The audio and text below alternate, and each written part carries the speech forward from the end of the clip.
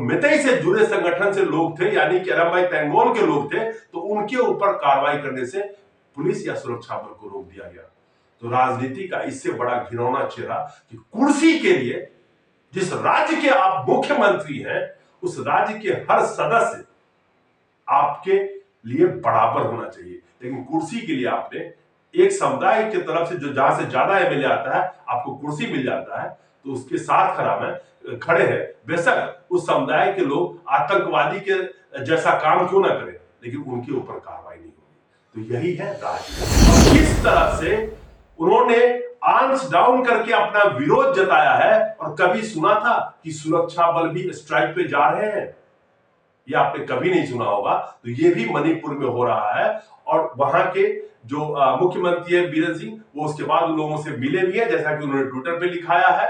और लिखा है। लेकिन आप सोचिए कि सशस्त्र बलों का मनोबल टूटना, अगर यही बात किसी और राज्य में हो रही होती जहां पे बीजेपी का शासन नहीं होता, तो आज न्यूज के हर पन्ने। दोस्तों नमस्कार, आज मैं आपको राजनीति का वो घिनौना चेहरा दिखाता हूं जिसे देखकर आपको शर्म आ जाएगी, राजनीति से घृणा हो जाएगी। राजनीति का वो चेहरा, ये चेहरा मणिपुर से आ रहा है, जिस मणिपुर में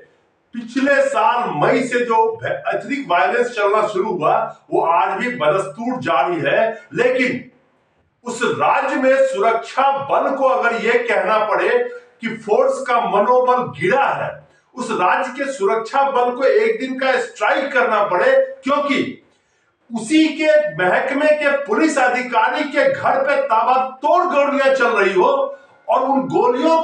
का जवाब देने के लिए सुरक्षा बल बिल्कुल वहां पे तैनाती से पहुंच जाए, लेकिन जो संगठन उसके अधिकारी के घर के ऊपर और अधिकारी के जान के ऊपर गोली चला रहा हो, उस अधिकारी का रक्षा भी वो पुलिसकर्मी नहीं कर सकता, क्योंकि जो संगठन इस काम को कर रही है, जिसके लोग उस पुलिस अधिकारी के घर पे गोली चला रहे हैं, वो उस राजनीतिक पार्टी से जुड़े हुए हैं, या उस राजनीतिक पार्टी के ऊपर उनका प्रभाव है, जिसके बदौलत उनको वहां की कुर्सी मिलती है। तो एक पुलिस के जवान, एक पुलिस के लोग कितना बेबस महसूस करेंगे कि अपने ही महकमे के अधिकारी के ऊपर जब हमला हो रहा हो, तो उस अधिकारी का वो रक्षा नहीं कर सकते कई बार, क्योंकि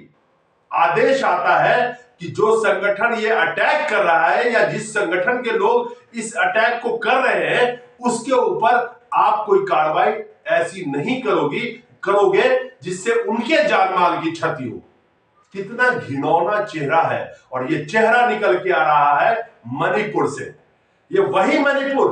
जहां पे लगातार पिछले साल मई के महीने से लेकर के और आज तक भी हिंसा जारी है। आपको याद होगा कि जिस कुकी और मितई के बीच ये लगातार हिंसा जारी है, कुकी समुदाय के लोगों ने शुरू से ही वहां के मुख्यमंत्री बीरेन सिंह पे यह आरोप लगाया कि वो पर्टिकुलरली मितई समुदाय का साथ दे रहे हैं, और उसी मितई समुदाय की एक कट्टरपंथी संगठन जो अरमबाई तेंगोल है, उसने पुलिस अधिकारी, उसके लोगों ने पुलिस अधिकारी के घर पे हमला किया, वो भी एसपी रैंक के अधिकारी के घर पे हमला किया, क्योंकि अरमबाई तेंगोल के प्रमुखों में से एक प्रमुख जो वहां के हैं, उनको गिरफ्तार किया गया था। पूरी कहानी क्या है, सबसे पहले तो ये आप सुनेंगे तो चौंक जाएंगे, और सबसे बड़ी बात यह है कि राज्य के पुलिस को यह कहना पड़ रहा है कि हमारे हाथ पैर बांध दिए जाते हैं, यानी कि हमें बिल्कुल रोक दिया जाता है जब इस संगठन के लोगों के ऊपर कार्रवाई करने की नौबत आती है, बात आती है। तो जबकि वो संगठन एक पुलिस अधिकारी के घर पे, उसी के घर पे गोली चला रहा है, उसी अधिकारी का अपहरण भी कर लेता है, लेकिन सुरक्षा बल सिर्फ तमाशा देख सकती है, उनके ऊपर कोई कार्रवाई नहीं कर सकती है। 27 फरवरी को लगभग 200 हथियारबंद बदमाशों ने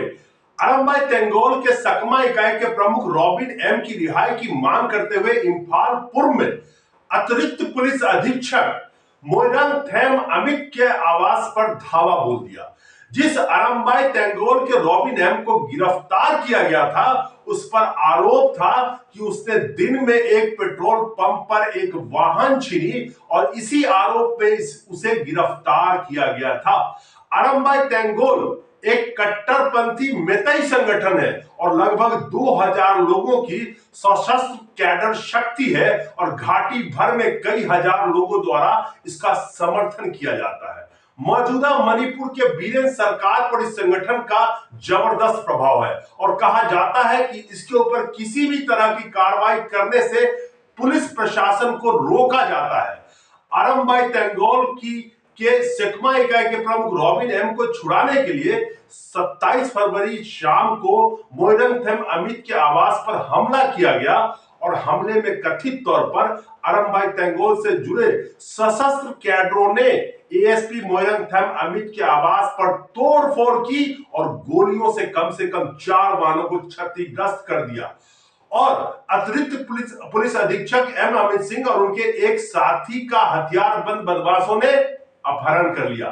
बाद में उन्हें क्वाकीथेल कोंजोंग लिकाई क्षेत्र से बचाया गया। मणिपुर पुलिस के ऑपरेशन विंग में तैनात अधिकारी अमित सिंह को अस्पताल में भर्ती कराया गया, जहां उनकी हालत स्थिर बताई जा रही है। मणिपुर पुलिस ने यह सब एक्स यानी कि ट्विटर के एक पोस्ट में सारी बातें बताई।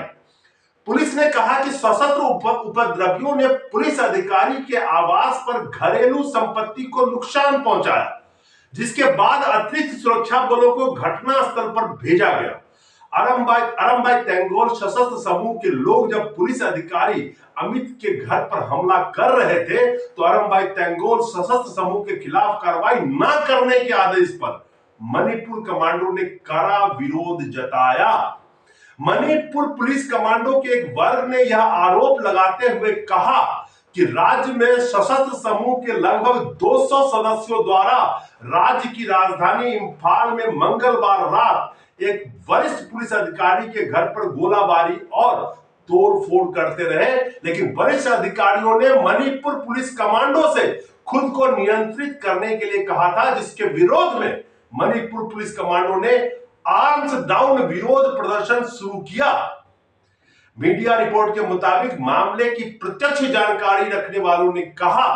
कि कमांडो इस बात से नाराज हैं कि उन्हें कथित तौर पर सशस्त्र समूह पर प्रभावी गोलाबारी का जवाब नहीं देने के लिए कहा गया,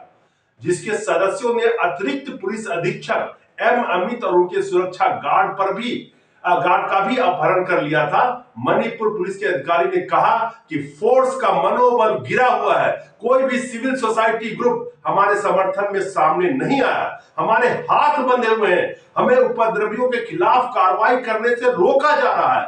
हमारे अपने ही हमारा साथ नहीं दे रहे हैं। जिस पुलिस अधिकारी पर हमला किया गया वह भी मेतई है, पुलिस अधिकारी का यह कहना है। एक सरकारी अधिकारी ने कहा अरमबाई तेंगोल एक अपेक्षाकृत नया संगठन है, जिसे 3 मई 2023 को मणिपुर में मेतई और कुकी-जो समुदायों के बीच शुरू हुए जातीय हिंसा के बाद प्रमुखता मिली, जिसे मेतई लोगों के बीच जबरदस्त समर्थन प्राप्त है। अधिकारी का यह भी कहना है कि ऐसा नहीं है कि अरमबाई तेंगोल के सदस्यों को गिरफ्तार नहीं किया जाता है, उनके खिलाफ आतंकवाद विरोधी यूएपीए के कानून भी लगाए गए हैं, दर्ज किए गए हैं, लेकिन उन्हें स्थानीय लोगों का समर्थन प्राप्त है।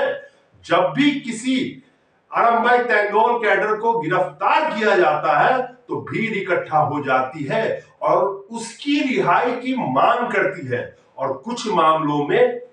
उन्हें अदालतों द्वारा भी छोड़ दिया जाता है। सरकारी अधिकारी ने कहा कि जब अरमबाई तेंगोल सदस्यों के खिलाफ कार्रवाई की बात आती है तो इसमें कई तार जुड़े होते हैं, हमें सावधानी से चलना होगा क्योंकि यहां कोई भी घटना बड़े पैमाने पर विद्रोह का कारण बन सकती है। ऐसी भी आशंका है कि किसी पुलिस अधिकारी की पीट कर हत्या कर दी जा सकती है या गोली मार दी जा सकती है। यहाँ के नागरिक पूरी तरह से हथियारों से लैस है, अधिकारी का यह कहना है। पिछले साल राज्य में जातीय हिंसा भड़कने के बाद राज्य भर में पुलिस शस्त्रागारों से 4000 से अधिक हथियार और लाखों राउंड गोला बारूद लुट गए। राज्य सरकार की अपील के बावजूद ये हथियार वापस नहीं किए गए और माना जाता है कि ये नागरिकों के हाथ में है। और अरम्बाई टैंगोल के अलावा यूनाइटेड नेशनल लिबरेशन फ्रंट के सशस्त्र कैडर घाटी स्थित सबसे पुराना सशस्त्र विद्रोही समूह, जिसने 29 नवंबर 2023 को केंद्रीय गृह मंत्रालय और राज्य सरकार के साथ शांति समझौते पर हस्ताक्षर किए, लेकिन ये भी एक बड़ी सुरक्षा की चुनौती पेश कर रहे हैं और मेतई क्षेत्रों में स्थानीय निवासियों का इन्हें समर्थन प्राप्त। मणिपुर की आबादी में मेतई लोगों की संख्या लगभग 53% है और वे ज्यादातर इंफाल घाटी में रहते हैं, जबकि आदिवासी, जिनमें नगा और कुकी समुदाय शामिल है, 40% है। ज्यादातर पहाड़ी जिलों में ये रहते हैं। पिछले साल मई में पहाड़ियों पर रहने वाले आदिवासी कुकी जो लोगों और घाटी में रहने वाले मेतई लोगों के बीच जातीय हिंसा भड़कने के बाद मणिपुर में तनाव है। हजारों लोग विस्थापित हुए और लगभग 200 लोग मारे गए। सामुदायिक आधार पर पुलिस के रैंकों के बीच बड़ा विभाजन भी देखा गया। वर्तमान में कुकी जो समुदाय से संबंधित पुलिस अधिकारी पहाड़ियों में तैनात है और मेतई पुलिसकर्मी मुख्य रूप से घाटी में तैनात है। तो आप समझ सकते हैं कि किस तरह से वहां सुरक्षा बलों को, जो अरम्बाई तेंगोल मेतई समुदाय के कट्टरपंथी संगठन है, जब उनके लोगों ने उनके मेतई अरम्बाई तेंगोल के उस आदमी को छुड़ाने के लिए पुलिस अधिकारी के आवास पे हमला किया, पुलिस के जो एसपी थे उनके जान माल को खतरा था, उनका अपहरण तक हो गया, गोलीबारी चलाते रहे। लगभग 200 सशस्त्र लोग थे अरम्बाई तेंगोल के, लेकिन सुरक्षा बल सिर्फ खड़ी होकर तमाशा देख सकती थी, क्योंकि उनको कार्रवाई करने से रोका गया। और आपको जैसा मैंने बताया कि किस तरह से पुलिस बल का, सुरक्षा बल का कहना है कि किस तरह से उनका मनोबल गिरा है और किस तरह से उन्होंने आर्म्स डाउन करके अपना विरोध जताया है। और कभी सुना था कि सुरक्षा बल भी स्ट्राइक पे जा रहे हैं? ये आपने कभी नहीं सुना होगा। तो ये भी मणिपुर में हो रहा है और वहां के जो मुख्यमंत्री है बीरेन सिंह, वो उसके बाद उन लोगों से मिले भी है, जैसा कि उन्होंने ट्विटर पे लिखाया है